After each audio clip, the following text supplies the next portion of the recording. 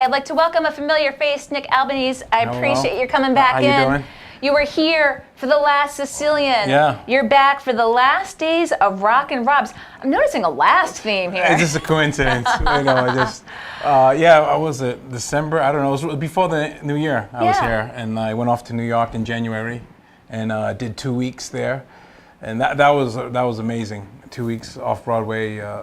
The response, the people, the crowds were really good. I made some really good connections and met some really good people. And there's some interest in some potential film opportunities, yes? Yeah, I'm currently working on the screenplay version, which is totally different than a one-man show. So now I have to actually write out these characters and make them really alive on screen. So I'm working on the screenplay. So you're working on a screenplay as you have a new show about to start. Yeah, I've done a lot of writing since the new year. I wrote three plays. Some I revived, and one I wrote totally brand new. And I'm debuting them all this year. We just did Everybody Needs Some Therapy in May, and I had 4 sold-out shows. It was incredible. We had Erica Atwell in here giving her a little shout out. She was in the little one act before it. It was also Therapy Hour with Dr. D. It was a therapy theme, So sold out 4 shows. 4 shows sold out. It was a lot of fun. We're bringing it back in August, so we're going to bring it back, and then the new one is going to debut this Friday. It's the last days of Rockin' Rob's, and it's loosely based on like a true story of a record shop in Greenwich Village, seeing its last days, because no one was buying vinyl, because it's kind of based, vinyl's making its comeback. Oh, it is. A little bit, right? But this is kind of set back like 2011, 2012, and the shop, nobody was buying albums anymore, and they were ready to close. And I read an article about it. I saw a little like short documentary on it, so I kind of wrote it, and then I added a couple other characters that really didn't exist to beef up the story. And that's what we got. It's a little drama. So it's mostly drama, but a little bit of comedy. Tell me about the beard for the role. Yeah, I was just supposed to direct the show. I just wanted to sit back, chill out, and direct. I wanted to take a break from acting, but I ended up taking a role, the smaller role in the show, as the landlord of the building where the record shop is. He's kind of a jerk, so I figure I'll grow a beard. I have to be about a decade older than I am. Okay. I'm gonna gray my hair up a little bit, so I'm gonna be like this older little jerk. And that's the nice word. So tell us, give us the nuts and bolts, the show, the dates, the times. Yeah, it starts this Friday is the 15th, continues the 16th, and then next week, 22 and 23 at the Artist Exchange in Cranston, Rhode Island. It's 50 Rolfe Square, Cranston. 8 o'clock shows. You can go. Just if you Google Artist Exchange, you'll get their website and you can find the tickets. Got to tell you, if you're watching right now and you want to see the show, the first person who tweets at GoLocal and says, "I want to see Rockin' Rob's," we'll get you some free tickets. Free tickets, pair of tickets for you. So who's going to love the show? Music lovers, theater lovers, everybody. It's different for me because a lot of my stuff is mostly comedy, and this is it's a deep show. It's you would think it's about music. There's some music in it. We play music in between this changing of the scenes.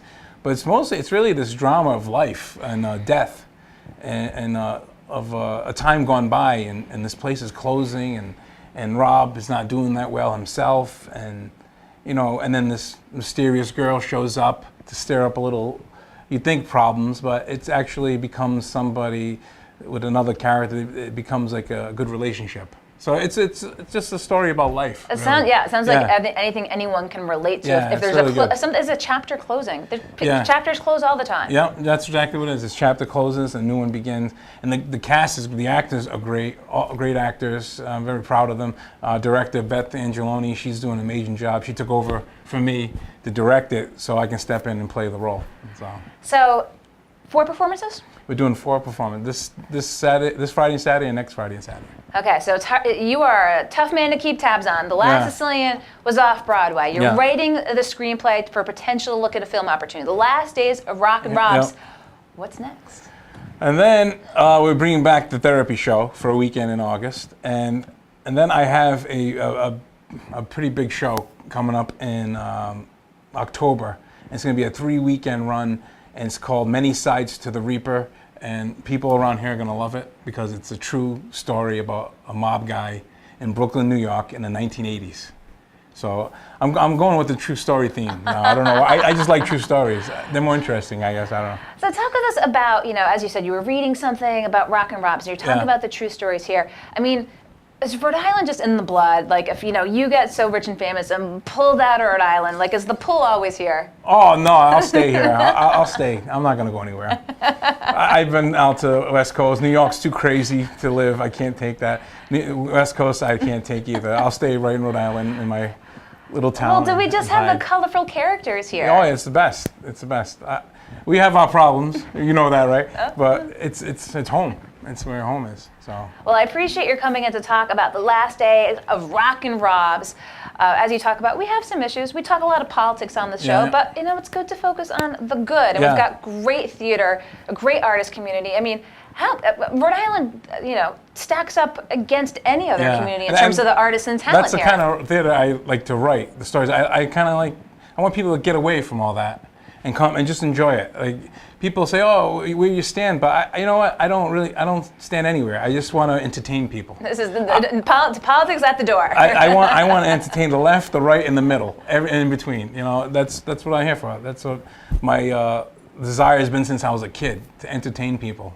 So I don't really go either way because I don't want to isolate a certain side. Why do that? Just good entertainment. It's good theater. The last days of Rockin' Robs. If you want to see and get free tickets to the show, tweet at GoLocalProv. I want to see Rockin' Robs, and first person who does will get you some tickets. Could be a fun date night. Bring a friend. Have some fun. Wanted to shine the light on this new production after, again, we had you in for The Last Sicilian, and you went off Broadway. Talk a little bit about that experience. It was cool because, I'm like in my 40s, and I went to New York a lot in my 20s before I was married and had kids, and and I did some things, not too many big things, but my dream was always to do a show somewhere in the theater, anywhere, off Broadway, anything, and then just to be in New York for those 2 weeks, living with my friend in Brooklyn, and commuting on the train every day into Greenwich Village. And to do the show, it's like, wow, I got to live like a New Yorker for a couple of weeks. It was kind of cool. I missed my kids, We Skyped every night when I got home, every morning before school. But you had a little slice. You had a little slice in the New York life. Yeah, it was cool. And that was kind of like good enough for me, Though I'm older, I'm like, I don't think I could live here. But I was in my 20s, I could. I could take it. 2 weeks was just enough. Yeah, I could take it in doses, Well, I appreciate your coming in to tell us about this next show. I anticipate we'll likely have you back in front of that big one coming up this fall as well. Oh yeah, that's going to be, I think it's going to be very, very big around here. Well, I appreciate your coming in. We'll provide more links to the upcoming production. Again, if you want to see Rockin' Robs, the last days of Rockin' Robs, tweet at GoLocalProv. We'll get you free tickets. But again, you had to be first. Nick Albanese, I appreciate you taking the time to come in here. I'm going to let you go around the corner. Thank you. And I'm going to wrap up here in the Navigant Credit Union Broadcast Center. Politics and lifestyle. We kicked off with Jennifer Lawless down at American University talking about President Trump's meeting with Kim Jong-un and what to expect moving forward. Joanne Littman, the former editor-in-chief of USA Today, has a new book out. That's what she said. She'll be here in Providence talking about the book about men and women working together. And then Nick Albanese, playwright, actor, artist extraordinaire, took The Last Sicilian 2 off Broadway, back with The Last Days of Rockin' Robs. Here in Cranston, again, tickets to that first person who's looking for them. We'll be back tomorrow here in the Navigant Credit Union Broadcast Center. 3 o'clock, of course, is The Taste with Rick Simone, talking about summer event planning. He's got a great lineup as usual. 4 o'clock, I'll be back with news and politics. You can check out on GoLocal's Facebook page the House budget briefing this afternoon. Speaker of the House, Nicholas Mattiello, was talking about some developments since the House Finance Committee approved the budget late on Friday night. We'll be bringing you more politics as well. But we look forward to seeing you here tomorrow on GoLocal Live. I'm GoLocal News Editor Kate Nagel.